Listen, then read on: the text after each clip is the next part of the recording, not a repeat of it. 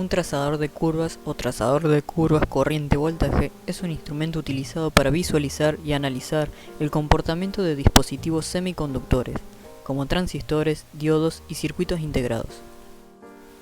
El funcionamiento básico de un trazador de curvas implica aplicar voltajes a un dispositivo bajo prueba y medir la corriente que fluye a través de él en respuesta a esos voltajes.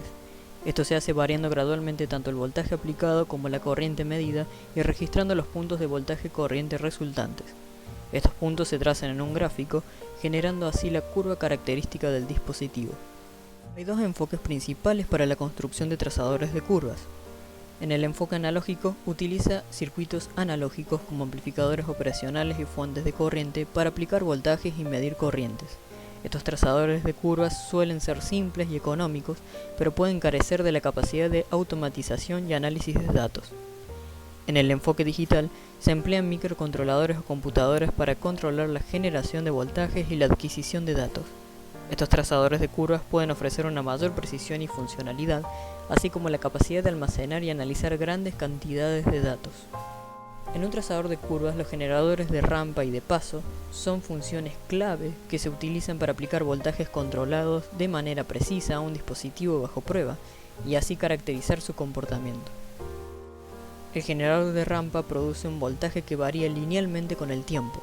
Se utiliza para aplicar una señal de rampa al dispositivo bajo prueba, lo que permite trazar curvas características tensión-corriente del dispositivo.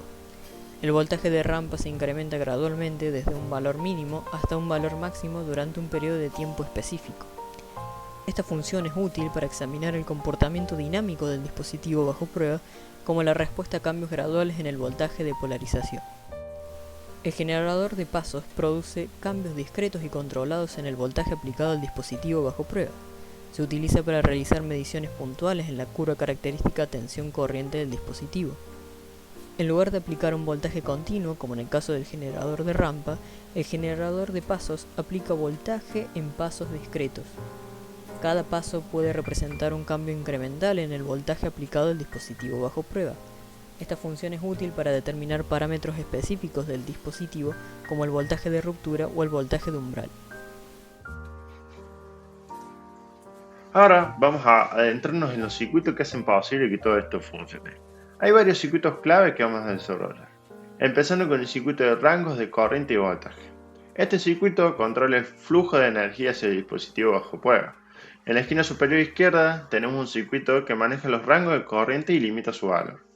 Utilizando un divisor resistivo para crear una referencia de 1 voltio, ajustable con un interruptor rotativo, establecemos así límites precisos de la corriente en el dispositivo de prueba. Además, cuando seleccionamos el modo de salida en corriente continua, el rango de corriente cambia para adaptarse y la forma de onda se convierte en un nivel de voltaje continuo. Luego pasamos al circuito generador de pasos D2A. Este es el cerebro detrás de los pasos discretos de voltaje. Recibe una señal de sincronización y con ayuda de un temporizador hecho con un 555, crea un retardo ajustable entre el ciclo de pasos.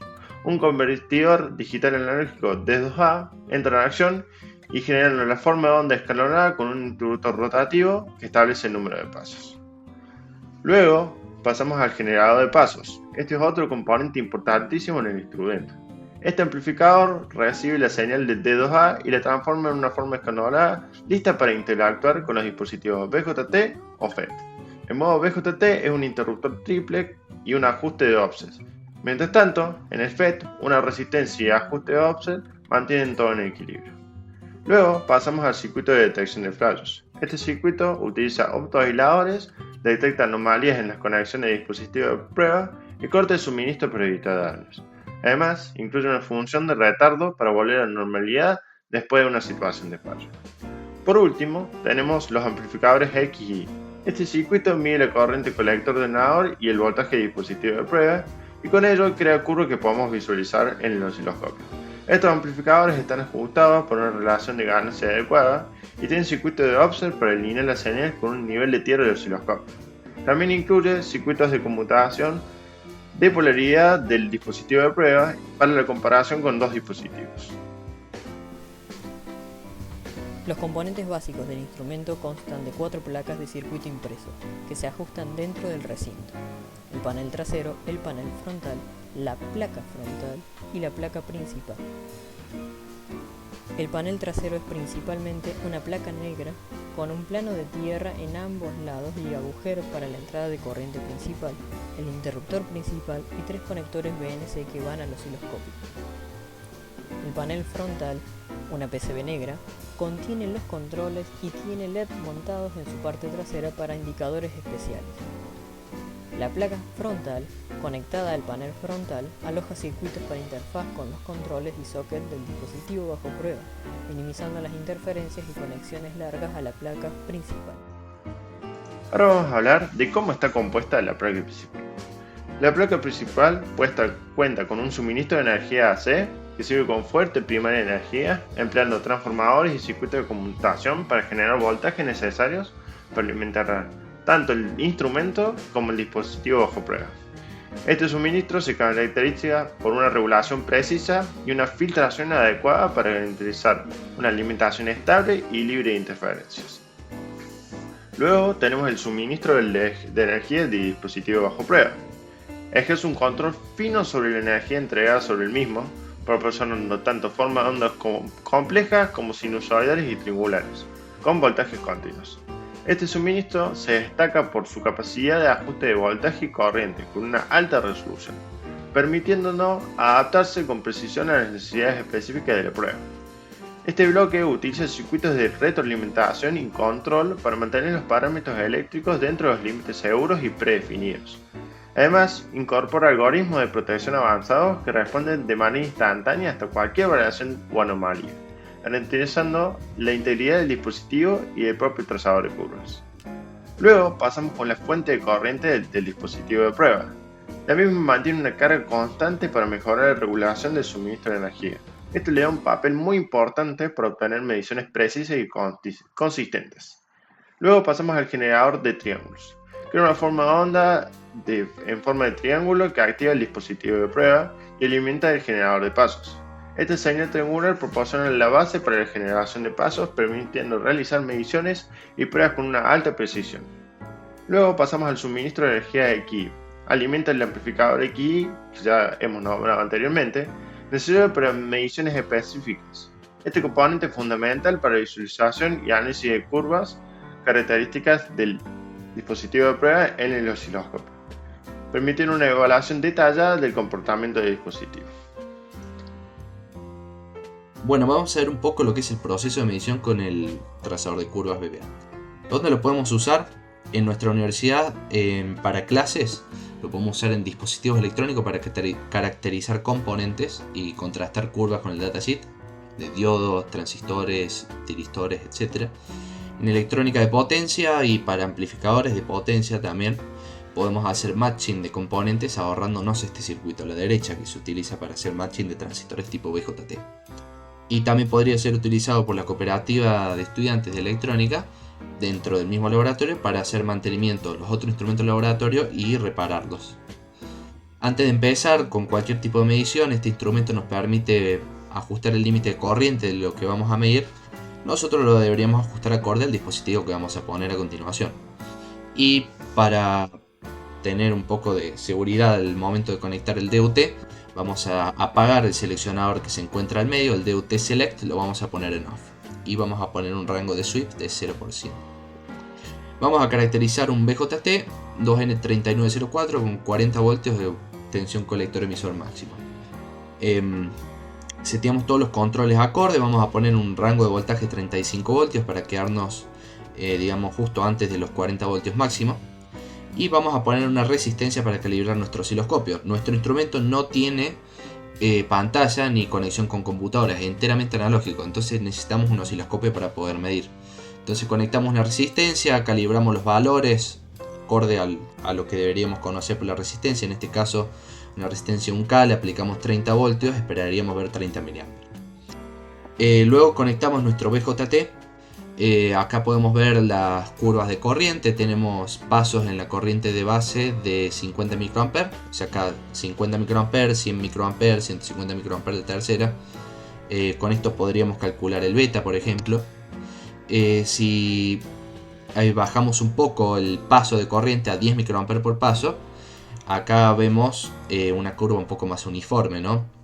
Este ajuste que podemos hacer en tiempo real es muy importante porque nos permite jugar con el instrumento para medir exactamente lo que nosotros necesitamos. Acá, por ejemplo, nos estamos excediendo totalmente la corriente de base. Podemos ver que se activa el límite de corriente que habíamos seteado en 100 mA anteriormente. El transistor está diseñado para manejar hasta 200 mA, por ejemplo. Este instrumento es excelente gracias a esto mismo, porque sin el limitador de corriente habríamos quemado el dispositivo. Tenemos para medir, por ejemplo, el voltaje colector emisor máximo. Vemos que pasado los 40 voltios se dispara la corriente. Y bueno, obviamente podríamos aplicarle nuestro limitador de corriente para evitar quemar el dispositivo, ya que es una medición bastante peligrosa. Acá podemos ver una curva de un diodo, un 1N4148 en corriente directa. También podemos ver en polarización inversa, que alrededor de 180 voltios, ¿sí? Tenemos 50 voltios por división, ahí se produce el breakdown. El datasheet indica 100 voltios, así que es un componente que está funcionando correctamente. Tenemos mediciones de LED en blanco, LED rojo, vemos que baja la caída de voltaje, LED verde y LED amarillo que están por ahí similares al rojo. Y por último también podemos ver pérdidas en capacitores. Acá tenemos cerca de los 150 voltios que aparece una corriente de pérdida de aproximadamente 4 mA. En cuanto a las especificaciones del instrumento, tiene distintas tensiones y corrientes para el dispositivo bajo prueba. 0,35 voltios tomando 0 a 2 A, 0,70 voltios tomando 0 a 1 A y 0 a 200 voltios tomando 0 a 100 mA. El voltaje y la corriente pueden ajustarse del 0 al 100%. Se puede seleccionar entre una forma de onda de triángulo y corriente continua para mediciones de fuga. Tiene distintos rangos de corriente seleccionables, por 1, por 0,5, por 0,2, por 0,1, por 0,05 y por 0,02. Por ejemplo, para el rango de 35 voltios a 2 A, podemos seleccionar la corriente máxima con ese multiplicador, donde posteriormente, con un potenciómetro, podemos ajustar finamente entre el 0 y el 100% la corriente máxima. En cuanto al generador de pasos, alimenta la base o el gate del dispositivo y puede configurarse para generar corriente o tensión para BJT o FET. Puede generar hasta 7 pasos en un ciclo. Opción de retardo entre ciclos para disminuir la disipación de potencia en el dispositivo, variable entre 40 milisegundos y 250 milisegundos. Va de 5 voltios a 50 microvoltios, así como de 5 mA a 50 nanoamperes. Se puede agregar un offset de más o menos 7 voltios para BJTs a 100 mA por paso, así como más o menos 2 voltios para FET. La salida está protegida ante alta tensión y cortos, posee un indicador de falla en el panel frontal y se puede seleccionar con un switch si vamos a medir PNP o NPN. Permite conectar una variedad de dispositivos mediante zócalos de prueba y jacks banana de 2 mm. Se pueden conectar dos dispositivos que se pueden comparar utilizando un interruptor selector. Para la visualización, se debe utilizar un osciloscopio en modo XY. Tiene 3 conectores BNC en la parte trasera para conectarlo al eje X, al eje Y y al eje Z para osciloscopio analógico. Y se puede multiplicar por 1 o por 10 las salidas para facilitar la medición de bajas corrientes. En cuanto a gabinete y alimentación, el dispositivo toma 53 vatios cuando tiene una carga máxima. Funciona a 115 voltios 60 Hz o 240 voltios 50 Hz. Utiliza un conector ISC7 con filtro contra interferencia electromagnética y tiene un fusible. No posee tierra, el instrumento se conectará a tierra a través de los conectores BNC, es decir que la masa del circuito queda flotando. Las dimensiones del dispositivo son de 25 cm por 18 cm por 18 cm y pesa 2,5 kilos. Vamos a ver un poco lo que es la comparativa ahora de estos instrumentos.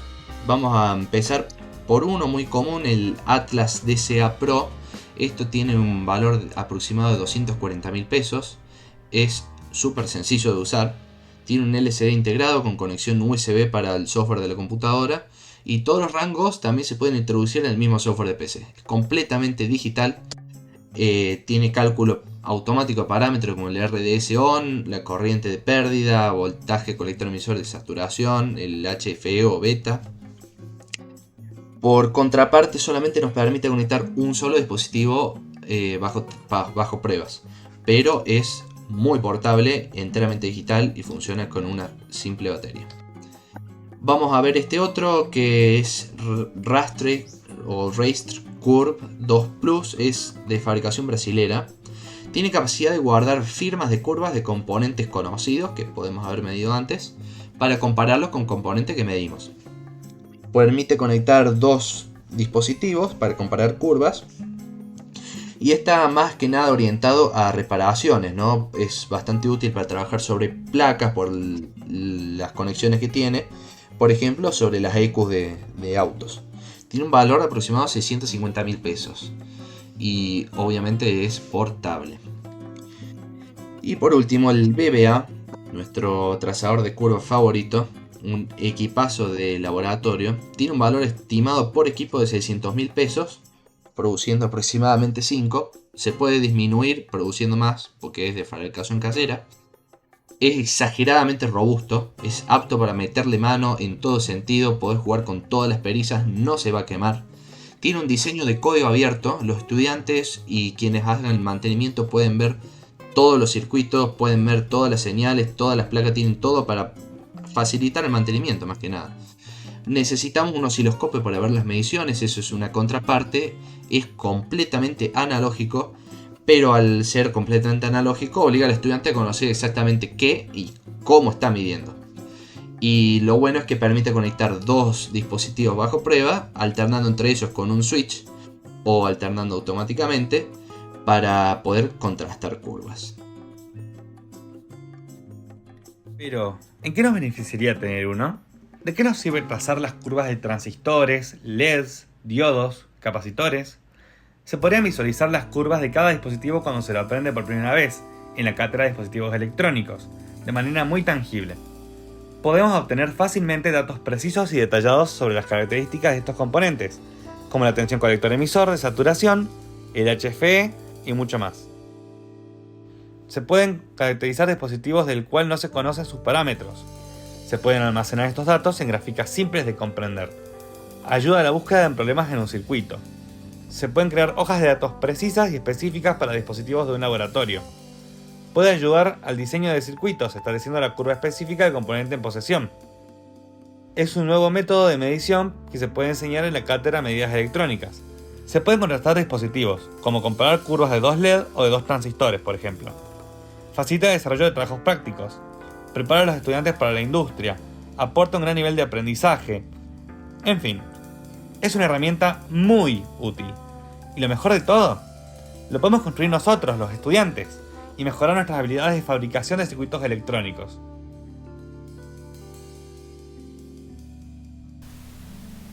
Los trazadores de curvas son herramientas indispensables para la reparación de equipos electrónicos, ya que nos permiten determinar el correcto funcionamiento de los componentes que medimos y podemos contrastar sus curvas con la hoja de datos del dispositivo. Además, un uso muy interesante es a la hora de hacer matching entre componentes. Por ejemplo, para buscar pares de transistores con curvas muy similares, claro si el diseño así lo requiere. Como vimos a lo largo del video, el instrumento está diseñado para fabricarse de forma casera. Los PCB se podrían mandar a fabricar a, por ejemplo, PCBWay con un bajo costo, y cada uno de los grupos que integran nuestro curso podría encargarse de una etapa de armado y relevamiento de pruebas de la herramienta. Al ser de una construcción bastante robusta, es 100% utilizable para poder usar en el laboratorio de la facultad y brindar una herramienta más para realizar nuestros relevamientos de curvas de los dispositivos electrónicos.